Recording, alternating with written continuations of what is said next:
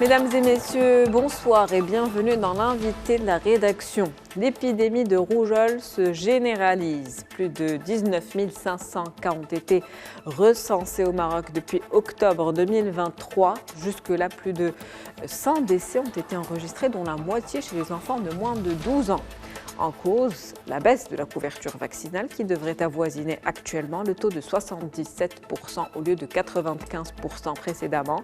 Et pourtant, le vaccin est disponible au Maroc, un vaccin gratuit et accessible à tous. Comment expliquer la recrudescence des cas de rougeole au Maroc? On en parle ce soir avec le docteur Oumlil. Vous êtes professeur en pédiatrie.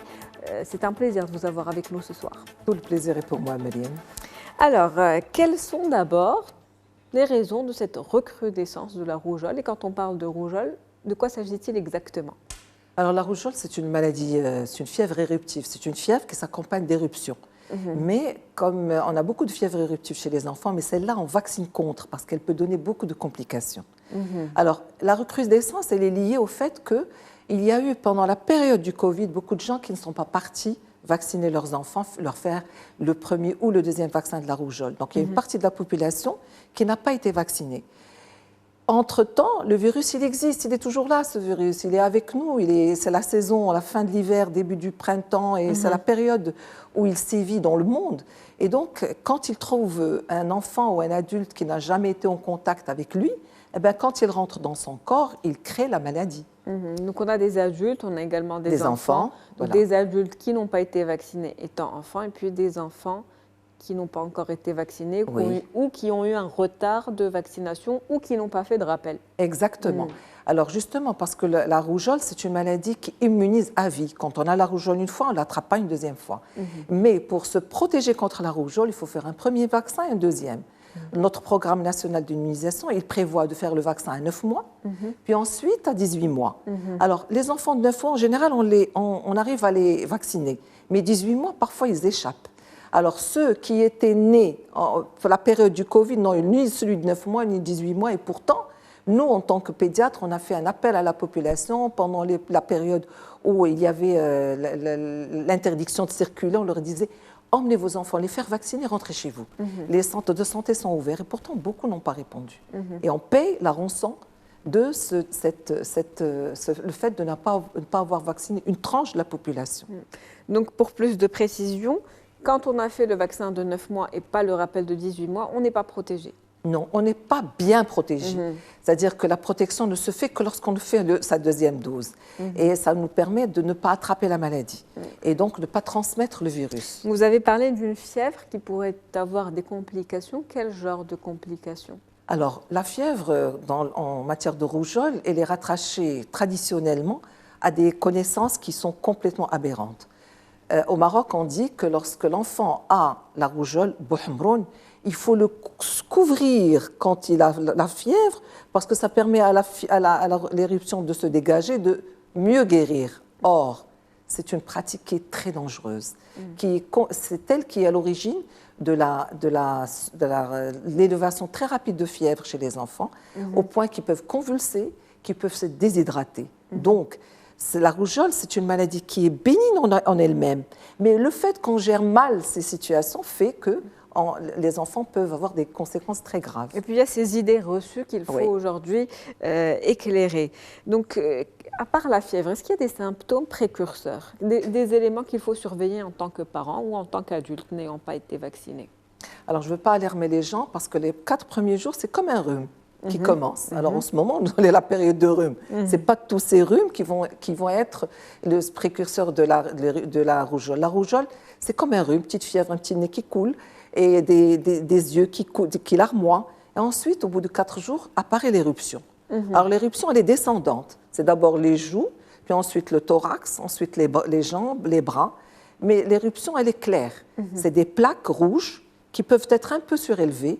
C'est ce qu'on appelle l'éruption maculopapulose, mais qui touche tout le corps, avec une forte fièvre pendant 4 jours, 3 à 4 jours. Ça, c'est une rougeole jusqu'à la preuve du contraire. Il faut emmener l'enfant chez le médecin ou le centre de santé, dans les structures sanitaires à côté, pour lancer la recherche du virus, la confirmation du diagnostic et la prise en charge précoce. Donc pour toute personne n'ayant pas été vaccinés et qui ont ces symptômes avec une confirmation donc, de la maladie, quelles sont les chances de survie, on va dire? Quel est le traitement qu'il faut donner? Est-ce qu'il y a moyen de passer ce cap? Oui, alors justement, je disais que c'est une fièvre, c'est une maladie virale, mais elle est gentille. Mais quand l'être humain s'interfère, quand on a de mauvaises habitudes et quand on gère mal cette maladie, on peut avoir des problèmes. Le premier problème qui est grave chez l'enfant, c'est quand ils font des diarrhées. Ils peuvent se déshydrater. La fièvre, la diarrhée, c'est des facteurs pour déshydratation. Donc, c'est des moments où il faut bien hydrater l'enfant pour ne pas avoir ces complications. La deuxième complication très dangereuse, c'est le poumon, puis ensuite je vais parler de l'œil. Alors, le poumon, le virus, c'est comme tout virus, il peut donner une petite toux, mais il peut faciliter la surinfection par des bactéries. Parce que le virus, quel est son problème dans notre corps? C'est qu'il baisse notre immunité. Et donc, on peut contracter n'importe quelle bactérie qu'on a déjà ou qu'un autre a dans sa bouche, dans sa gorge, et faire de vraies pneumonies bactériennes qui, elles, peuvent donner de vrais tableaux de détresse respiratoire.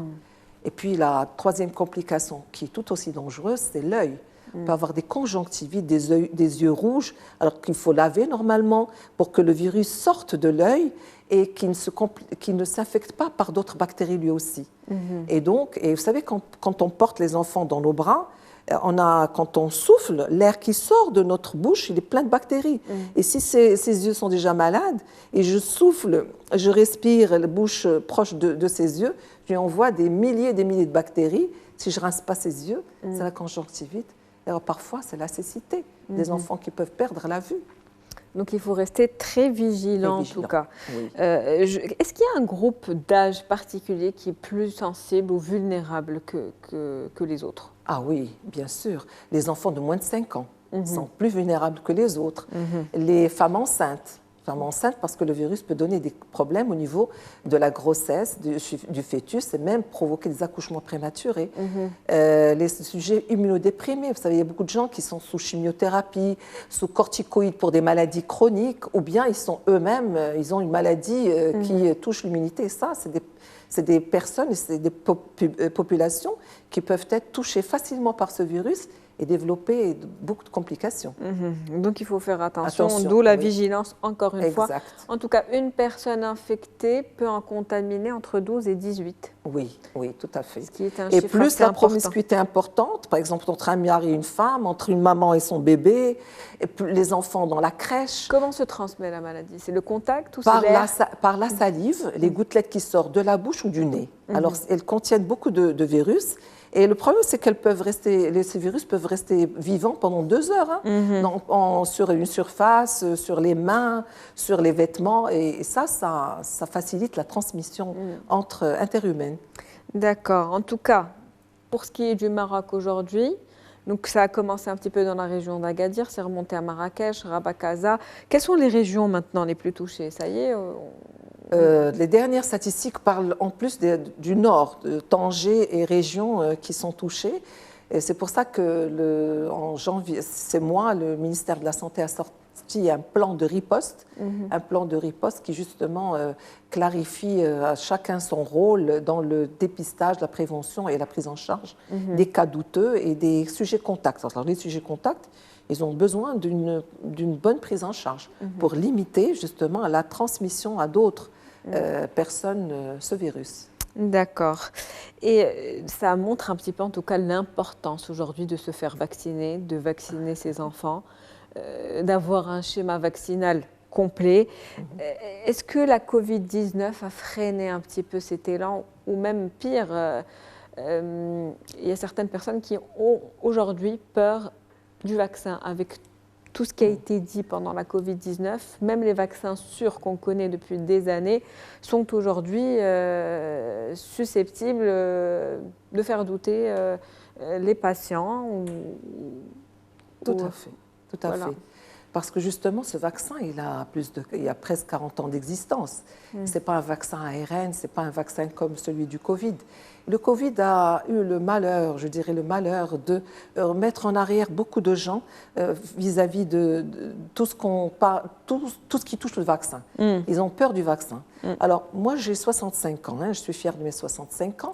J'ai été vaccinée contre la rougeole quand j'étais jeune. Alors, vous me voyez, tout le monde me voit, je suis en bonne santé, alhamdoulilah. Ce vaccin, c'est un vaccin qu'on fait depuis des années, pratiquement depuis 1985 en France, puis ensuite chez nous. Et aucune complication ni problème lié à cette vaccination.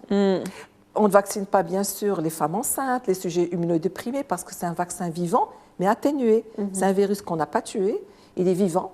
Donc, on n'a pas produit des choses particulières, c'est le virus qu'on a atténué pour qu'il nous donne les anticorps sans provoquer la maladie. Donc, mais vous l'avez dit tout à l'heure, quand on est immunisé à vie. À donc, vie. Pour une personne qui a contracté la maladie sans être vaccinée, elle est aujourd'hui immunisée. Immunisée. C'est comme la varicelle, c'est deux mais maladies elle peut immunisantes. transmettre tout de même, j'imagine. Alors, si elle était... Alors, non, oui, bien sûr.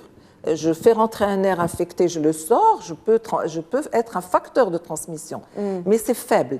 Celui qui transmet, alors, parce que quand moi je suis vaccinée, je fais rentrer le virus, je vais rapidement le tuer. Mais les autres, je peux être un facteur de transmission à travers ma main qui a touché la salive d'une personne malade et le transmettre. C'est pour ça que les médecins, les infirmiers, tous ceux qui ont accès à ces malades doivent faire attention pour ne pas être un facteur de transmission. Même s'ils sont, eux, protégés et immunisés. Très bien. En tout cas, pour conclure, un dernier message aux téléspectateurs pour alerter un petit peu sur la situation et pour aussi avoir les bons gestes pour se prémunir. Alors, le seul message que j'ai à donner, c'est laisser vos enfants se faire vacciner contre la rougeole. Alors, en plus, c'est un vaccin que fait le ministère, rougeole et rubéole. Donc, c'est bon pour les filles et c'est bon pour les garçons. Et c'est bon pour tout le monde. Ceux qui ne peuvent pas partir au centre de santé, qui veulent se faire vacciner au privé ou chez le médecin généraliste, les adultes peuvent se faire vacciner chez les généralistes. Le vaccin ne coûte pas cher. Ils achètent et se font vacciner. Et les enfants, soit le centre de santé, soit le pédiatre, et ils se font vacciner. C'est un vaccin qu'il faut faire en urgence. Il ne faut pas attendre qu'il y ait une épidémie dans la classe et qu'on vous demande « allez vous faire vacciner » pour le faire. Allez-y maintenant.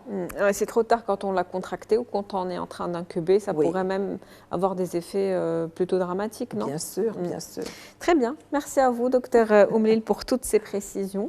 Et pour ce message d'alerte aussi pour le grand public. C'était un plaisir de vous avoir avec nous. Je rappelle que vous êtes professeur en pédiatrie, vous êtes également pédiatre. C'était un plaisir.